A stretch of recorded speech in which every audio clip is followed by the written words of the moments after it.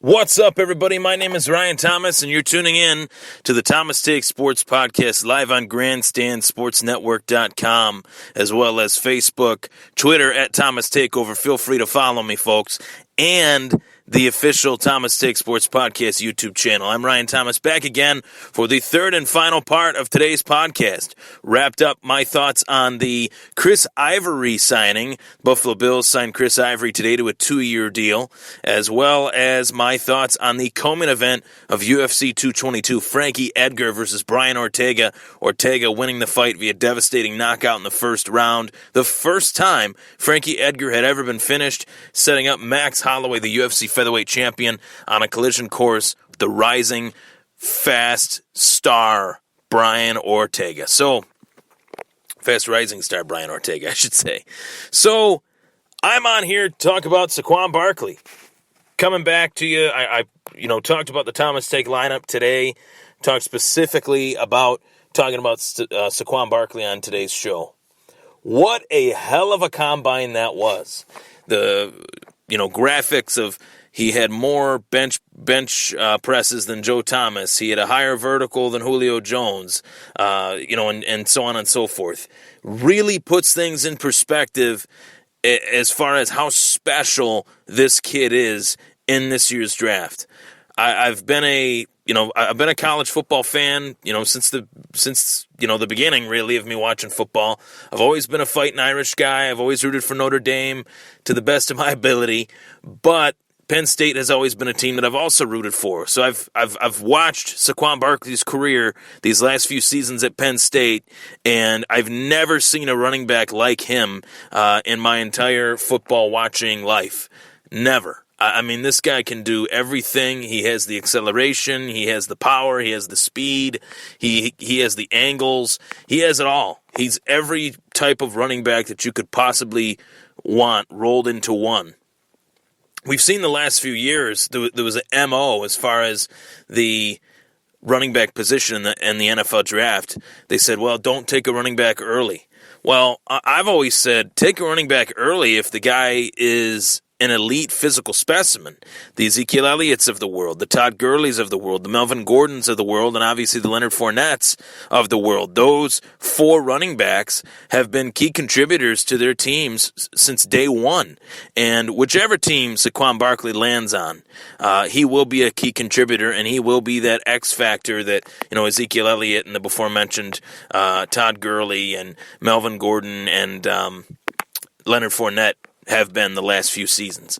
So I really think on my board, this guy was the number one player overall. He will be now until the draft. I'm not changing that. I'm not going any other way. In terms of players that I think could overlap him, I don't see it. I don't see a player more dominant than him at his position that could be that home run hitter for a team that is in desperate need of an offensive boost. And if I'm holding the first overall pick, so yes, if I am the Cleveland Browns, I'm taking Saquon Barkley with the first overall pick. Regardless of whether my fan base feels as if Kaiser's not the answer, regardless as to whether we haven't had a quarterback, we meaning the Browns, haven't had a quarterback in a long time, Saquon Barkley. We got a question here in the Thomas Take mailbag, and it was written by Thomas Samuel Ball. Okay, it will be real interesting to see where Saquon Barkley lands. For some reason, I say I'm either going to the Giants or the Jets. Since he's from the Bronx, he'd be a real draw for those two teams. And obviously, let's just say Cleveland is fully enamored, Mr. Ball. Let's just say Cleveland is fully enamored with one of these quarterbacks.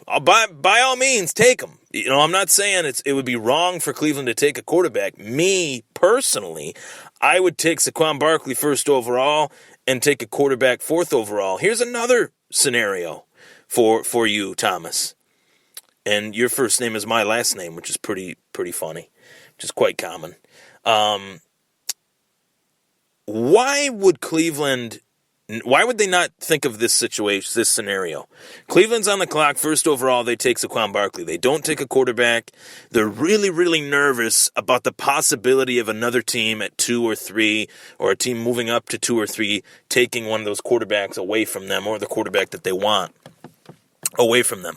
Why wouldn't Cleveland move up from 4 to 2 and get the first 2 picks in the 2018 NFL draft to ensure that they get the 2 best players in the draft, or the 2 players that they desperately want, netting themselves 2 offensive cornerstone players? Let's just say they go after Saquon Barkley first overall, and then they get Josh Rosen, or Baker Mayfield, or Sam Darnold, or Josh Allen. That would net them 2 offensive cornerstone pieces on their team that they could start for the next 5 to 10 years. Maybe even 5 to 12 years, we'll just say. Or 5 to 15 years. We'll say that.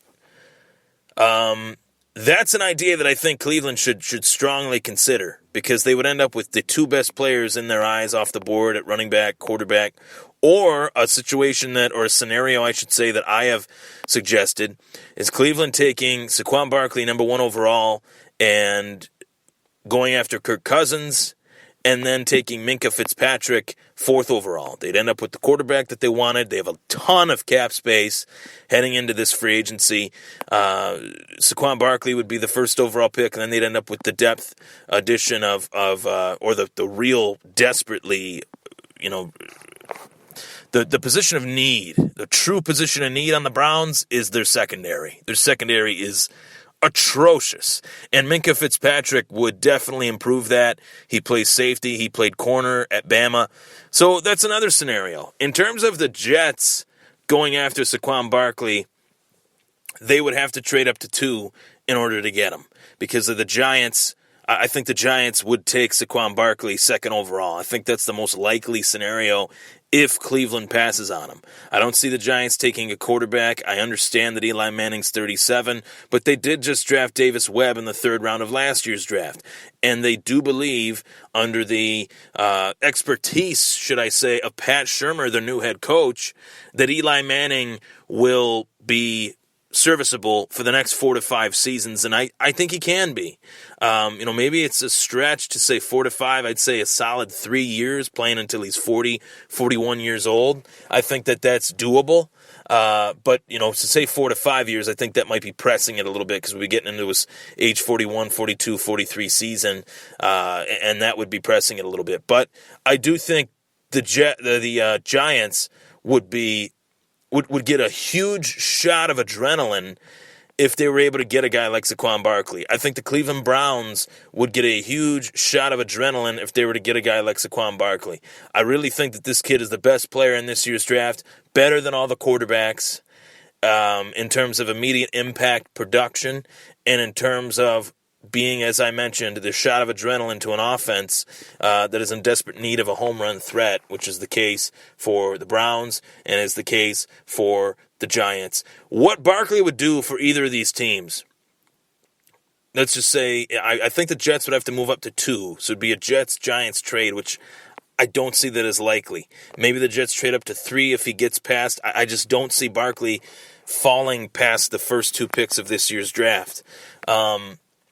But let's just say, for the sake of it, that Barkley ends up on the Browns. Deshaun Kaiser has a huge load off his shoulders, or Kirk Cousins, or whoever they end up with as their starting quarterback. That starting quarterback has a huge load off their shoulders. Let's just say if Barkley ends up with the New York Giants, Eli Manning, at age 37 to however long they want him to play, he ends up with a huge load off of his shoulders. We saw what Ezekiel Elliott did for Tony Romo, we saw what DeMarco Murray did for Tony Romo. We saw what Ezekiel Elliott did for Dak Prescott. We see it each and every season. We saw what happened when Ezekiel Elliott was suspended and Dak Prescott had to kind of manage the offense on his own. It was a little bit rough sledding for him. I don't think that'd be the case with Eli, because he's managed this offense on his own for the better part of his career. They haven't had a good running back. That wouldn't be the case for the New York Giants. You'd have Eli, Odell Beckham, Saquon Barkley, and I'm very, very high on Evan Ingram. But if I'm the Cleveland Browns, I bring the best player overall to my team. And the best player overall at number 1 overall is Saquon Barkley. You don't go for a position of need at 1. You go for the best player in the draft. And that was what happened last year with Myles Garrett. And I think that is what will happen this year with Saquon Barkley. I really would be shocked if the Browns didn't take Saquon Barkley first overall.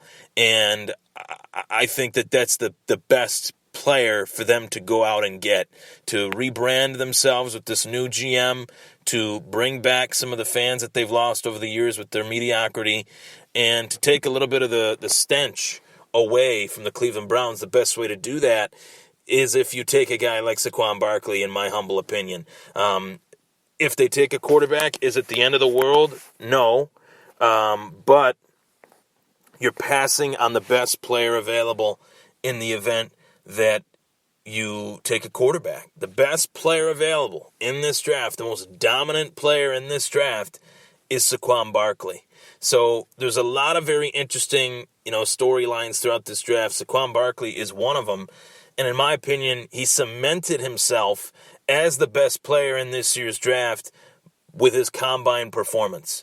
I've never seen a running back ace each and every test on a combine. He doesn't have character issues. He's a very high character individual, and he checks off every single box. He's fast. He's powerful. He is shifty. He knows when to accelerate. He's a great blocker. I think this kid is going to be an all-pro for the majority of his career. I really do. And I'm very excited to see him play. More so, I'm excited to see his name on my fantasy team next year when I draft him. So that's the way I look at it. And I wouldn't be, I wouldn't care fantasy-wise. We want to talk fantasy. I wouldn't care if he was drafted by the Browns. I wouldn't care if he was drafted by the Giants. Fantasy-wise, this guy is going to contribute to a fantasy from a fantasy perspective. We've seen what Ezekiel Elliott has done. We've seen what Leonard Fournette has done. Granted, they're all different players, all different situations, but the Cleveland Browns have invested a lot in their offensive line. The Giants, I think, will be investing a lot in their offensive line throughout this offseason. Wouldn't be shocked if they took Barkley in the first round if he fell to them at 2 overall. And then, went after some offensive linemen to shore up that side of the line of scrimmage. So I can't see Barkley falling past the top 2 picks. I just can't see it. But thank you so much to Thomas Samuel Ball, who runs the 2018 NFL Draft Talk page, which I'm a part of and administrator of. And I expect to talk with him much, much more on the My Fantasy podcast, as well as my podcast. So good stuff. Good question there from Thomas Samuel Ball. And I really think that this is going to be one heck of a draft. I think Saquon Barkley is going to have one hell of a career. And whether he goes to the Cleveland Browns or the New York Giants, I think the New York Jets would have to make a trade to move up to 2 or possibly even 1 overall, which I think would actually be more likely for them to move up to 1 rather than 2 to get Barkley. So I'm Ryan Thomas. It was the Thomas Take. Take care.